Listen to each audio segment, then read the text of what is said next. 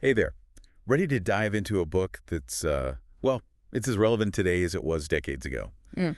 We're tackling Edward Said's Orientalism. Mm. We'll unpack how the West has viewed, really, how the West has imagined the Orient, Mhm. particularly the Arab and Islamic world, through this lens of power dynamics and representation. Okay. And, get this, we're going beyond just the history and politics. Yeah. We're going to unlock a new way of looking at the world. It's called contrapuntal reading. And trust me, it's a game Yeah, changer. it really is. Expert speaker, you've always got such a knack for making complex ideas click. What were your initial thoughts when you first encountered Said's central argument?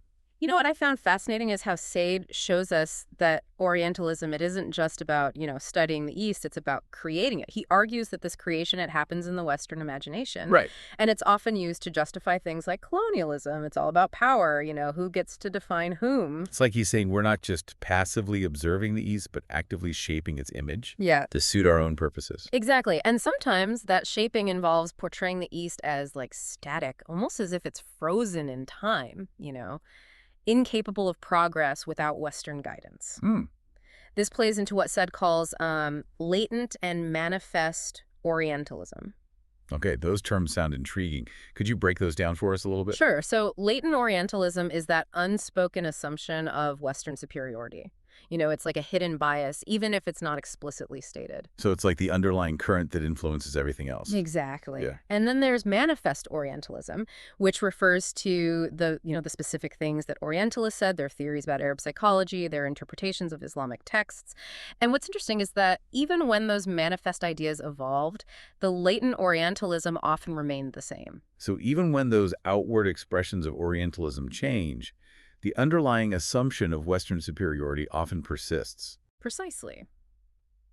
And this isn't just an academic exercise. These dynamics have real-world consequences, especially when we start to look at things like the war on terror. And here's where it gets really interesting. It's incredible how Said, writing before 9/11, anticipated how this war on terror would use those same Orientalist tropes to depict the Arab and Islamic world as inherently prone to violence and anti-Western sentiment. It's like those old stereotypes, they were just dusted off and repurposed for a new era.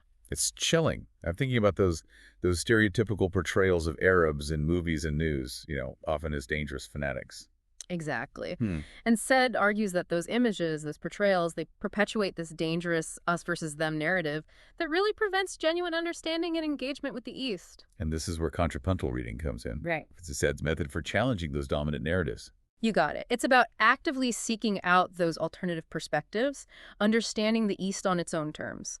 It's about recognizing the vast diversity of cultures and experiences within that category of the East. So instead of relying solely on Western interpretations, we need to make space for Eastern voices Yes, to tell their own stories. absolutely. And one way to do this is to seek out literature from the East, written by those who have been historically marginalized in that Western discourse. This sounds similar to what said about scholars like Gibb, who tended to treat Islam as this fixed, unchanging entity. Yeah, like they overlooked that rich tapestry of interpretations and experiences within Islam, reducing it, to a monolith. Right. So how can we as readers apply contrapuntal reading to our understanding of the East? Well, it starts with seeking out those works by authors from, within the region itself. Okay. Think novels, poetry, historical accounts, philosophical treatises, Right. anything that allows Eastern voices to share their own experiences and interpretations. So instead of just reading about the East, Yeah, we need to be reading works from the East. exactly. It's about shifting our perspective Yes, and allowing those voices to challenge our preconceived notions.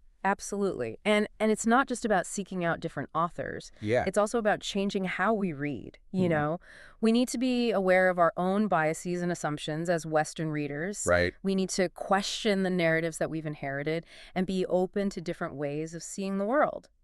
That makes me think about the example of Napoleon's expedition to Egypt. You mentioned earlier that this wasn't just a military conquest, Right. but also an attempt to gain knowledge and control through scholarship. It really was. Napoleon brought a team of scholars and scientists with him to document and study Egypt. And their work, it culminated in this massive Description de l'Égypte, which really ended up serving as this blueprint for Western domination of the Orient. It's like they were trying to categorize and control the East through this lens of Western knowledge and scholarship. Precisely. And this drive to categorize and control, it extended to language as well. Think about the work of Silvestre de Sassi, often considered the founder of modern Orientalism. He was a brilliant linguist who developed this system for studying Arabic and Islamic texts. But you're suggesting that even his work, as groundbreaking as it was, Yeah. wasn't free from the influences of Orientalism. Exactly. While his contributions to linguistics were significant, Right. his work also played a role in shaping those Western perceptions of the Orient. He was working within a specific historical and cultural context, Right. and his approach to studying those Eastern languages and texts, it couldn't help but be influenced by, the prevailing power dynamics of his time. So even seemingly objective fields like linguistics can be shaped by these broader forces of Orientalism. It really highlights how insidious these power dynamics can be. Absolutely. And that's why SED stresses the importance of understanding the historical and political context in Yeah. which knowledge is produced. It's about asking those crucial questions. Who's speaking? What are their motivations? And how do their perspectives shape our understanding of the East? It's about recognizing that knowledge isn't neutral. Yes. It's always filtered through a particular lens, right. shaped by power, perspective, and often, as we've discussed, by prejudice. Precisely. And that's why this contrapuntal reading is so crucial. Yeah. It's about actively seeking out those alternative viewpoints, Right. challenging our own assumptions, and recognizing the diversity and complexity of the East. It's about understanding that our perception of the Orient is a construct, not this fixed reality. It's about deconstructing those monolithic representations of the East and embracing the richness and multiplicity of its cultures, histories, and voices. Exactly. And when we do that, we not only gain a more nuanced and accurate understanding of the East, Right. but we also challenge the power dynamics that have shaped our world for far too long. So if we want to move beyond these simplistic and often harmful narratives, Yeah.